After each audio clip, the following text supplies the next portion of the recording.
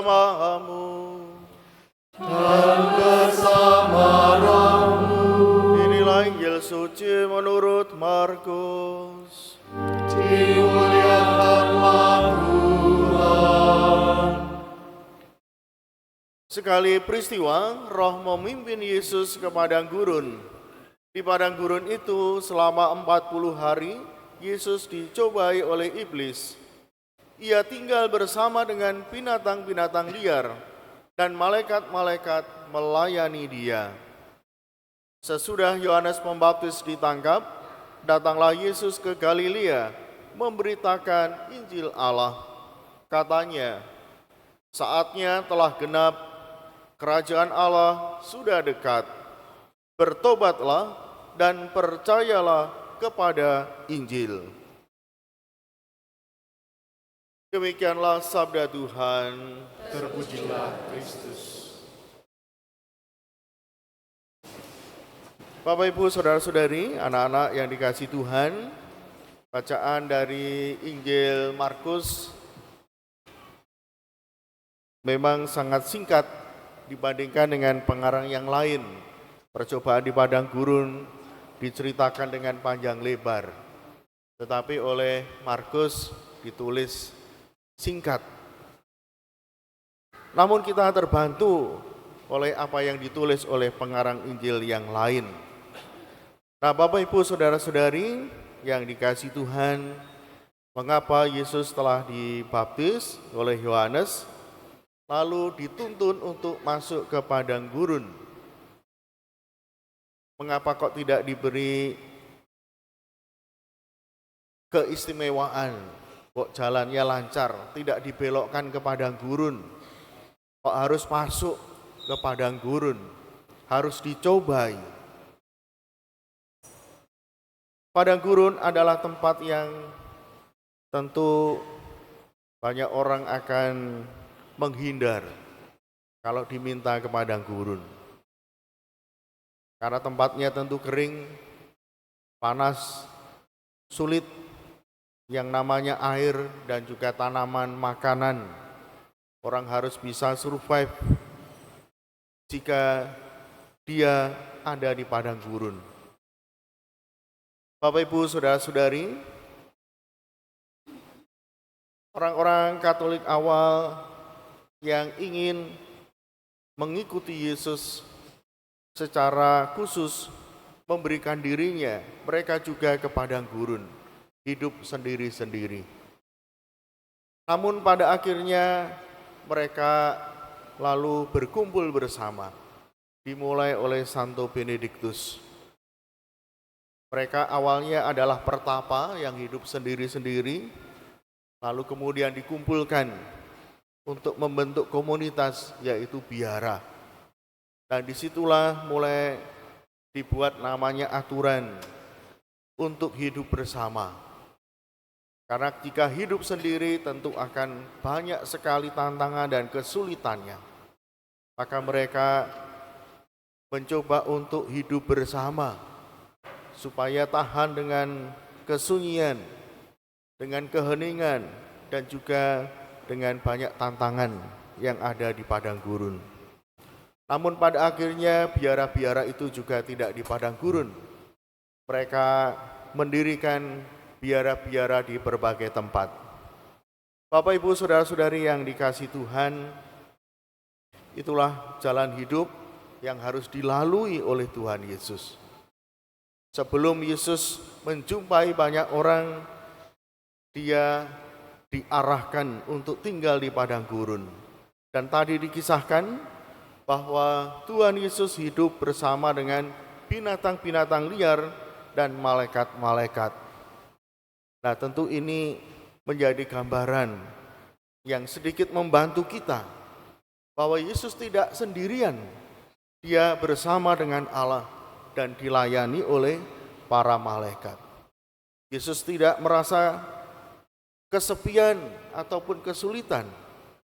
Rupanya justru situasi padang gurun membuat Yesus mempunyai komunikasi yang lebih erat dengan Bapanya.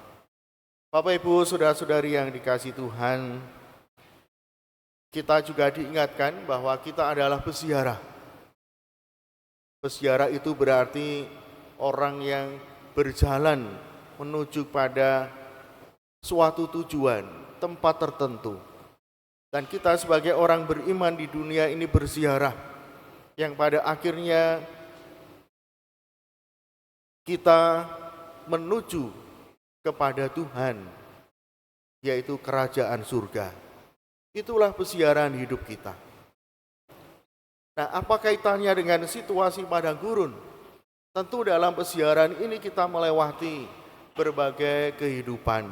Ada suka duka, ada tantangan, tapi juga ada kegembiraan. Ada kesedihan, tetapi juga ada sukacita. Nah, Bapak Ibu, saudara-saudari, kalau Yesus bersedia untuk tinggal di padang gurun, tentu kita mendapatkan semangat bahwa kita bisa melewati situasi hidup apapun, kondisi yang berat sekalipun. Sama halnya ketika Yesus di padang gurun, dia tidak sendirian. Dia bersatu dengan Bapaknya sebagai kekuatan untuk melewati situasi yang sulit, bahkan godaan-godaan. Saya sedikit cerita pengalaman saya ketika tugas di paroki di Blitar. Ada banyak stasi, pada waktu itu sekitar 26 stasi, dengan berbagai macam kondisi. Dan tentu saja banyak stasi yang medannya susah, sulit, jalannya rusak. Ya. Pada awalnya sudah diperbaiki, tapi karena kualitasnya kurang bagus, karena kendaraan yang lewat muatannya berlebihan, akhirnya jalan itu cepat rusak. Dan rusaknya tidak tanggung-tanggung, ya. Banyak lubang-lubang, banyak batu-batu. Dan itulah yang harus saya lewati setiap kali saya ke stasi. Pada awalnya saya bertanya kepada sopir yang mengantar saya. Jadi kami ada sopir. Saya ingin tahu bagaimana romo-romo ke stasi itu bisa menikmati perjalanan. Ternyata ada macam-macam ya cara. Ada yang sejak awal tidur. Mulai dari naik kendaraan sampai di tempat itu tidur, bangun sudah ada di tempat. Saya coba cara itu, ternyata tidak nyaman ya. Pada awalnya bisa tidur, tapi kemudian ketika jalannya mulai rusak, mulai terbangun ya, dan tidak enak, agak pusing. Lalu saya bertanya lagi dan mendapatkan penjelasan kalau romo yang satunya itu melewatkan perjalanan dengan buka HP, ya. Mungkin WA atau lihat medsos atau apa. Saya lakukan itu ternyata pusing karena jalan bergelombang, memperhatikan HP yang kecil itu pusing. Lalu ada romo lain yang melakukan kegiatan yang sangat rohani, yaitu berdoa rosario. Sepanjang perjalanan berdoa rosario. Saya mencoba lakukan itu, tidak berhasil, ya. Susah rupanya. Karena pengen lihat jalan, ya. Kadang juga ngantuk, kelewatan, kadang rosarionya kurang, kadang kelebihan. Akhirnya saya memutuskan cara lain, yaitu saya mengajak katekis beserta umat yang ingin ikut ke stasi. Nah, di situ kami ngobrol di perjalanan. Hal-hal apa saja bisa kami obrolkan, dan terutama karena sudah cocok, jadi banyak guyonnya, tertawa bersama-sama di mobil, ya, dan akhirnya memang tidak terasa. Nah, cara itu saya kira yang lebih tepat dengan kemauan saya. Jadi menikmati perjalanan dengan gembira.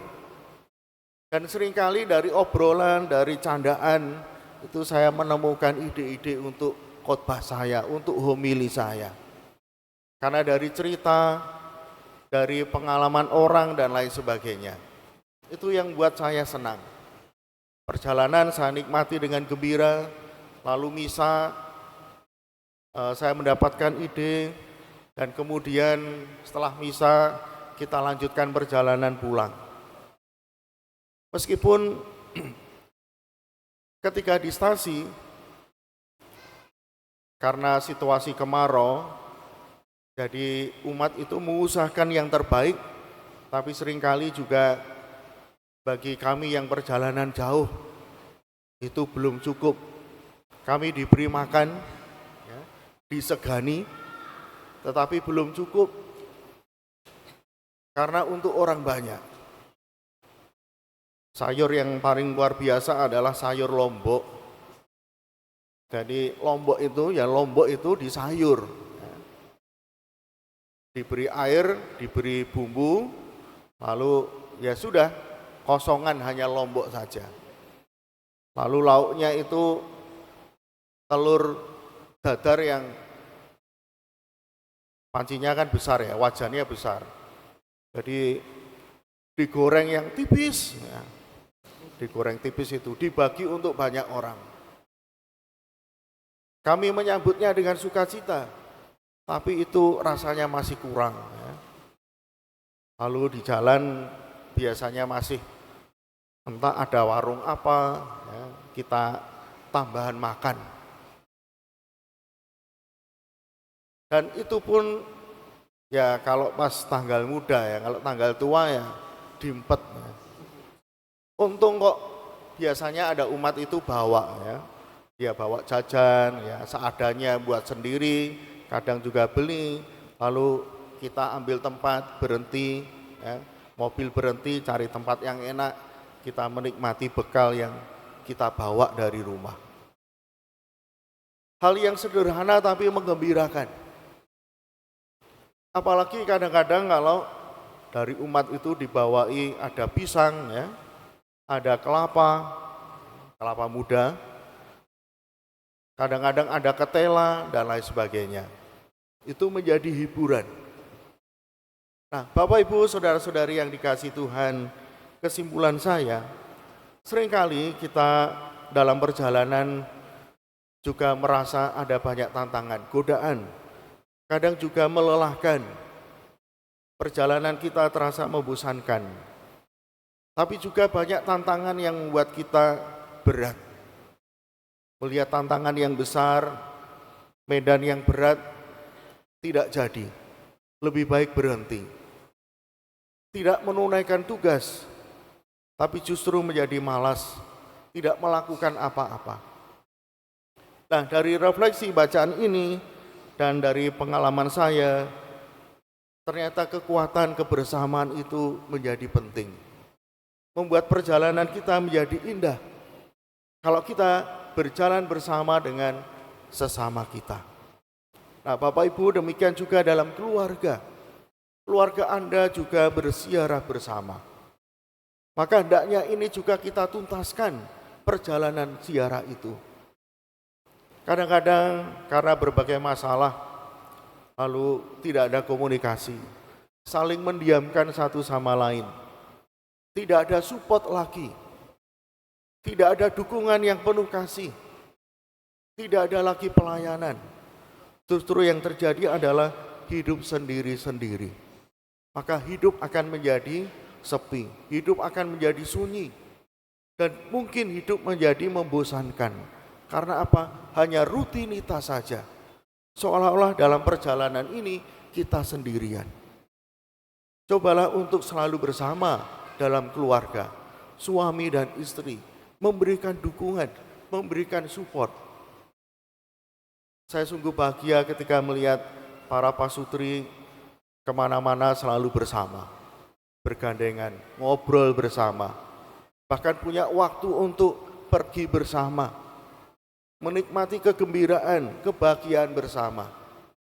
Memang ada kalanya ketika usia sudah bertambah, kehilangan kata-kata, hanya duduk diam. Tetapi hebatnya apa? Selalu bersama. Tahu apa yang dibutuhkan oleh pasangannya, meskipun tidak ada kata-kata, tidak ada komunikasi. Nah, itulah hebatnya kasih. Kasih yang mempersatukan keluarga. Kasih yang bisa mendukung, membuat perjalanan hidup Anda itu menjadi bahagia, sukacita. Demikian pula dengan anak-anak. Anak-anak ketika sudah mulai beranjak dewasa, seringkali juga kurang perhatian kepada orang tua. Temanilah orang tua Anda yang masih berziarah. Mungkin tidak bisa setiap hari datang, tapi dengan memberi kabar, dengan memberi perhatian, memberikan ucapan, itu akan membawa kegembiraan bahwa mereka tidak sendiri. Anak masih ada mendukung orang tua. Demikian juga para orang tua, meskipun anak-anak mungkin sudah mandiri, sudah ada di tempat yang jauh, tapi dukunglah mereka dengan doa Anda. Iringilah perjalanan mereka yang masih panjang dengan doa-doa Anda, dengan sapaan Anda. Itu tentu akan sangat meneguhkan. Bapak, Ibu, Saudara-saudari, semoga kita masuki masa Prapaskah ini bukan hanya sekedar dengan keheningan, kesunyian, atau usaha menghadapi berbagai godaan. Tapi mari kita isi hidup kita dengan saling mengasihi, saling mendukung satu sama lain dalam pesiaran ini, sehingga tidak ada seorang pun yang kesepian atau kesulitan dalam menghadapi tantangan hidup ini. Berkat Tuhan menyertai kita. Amin.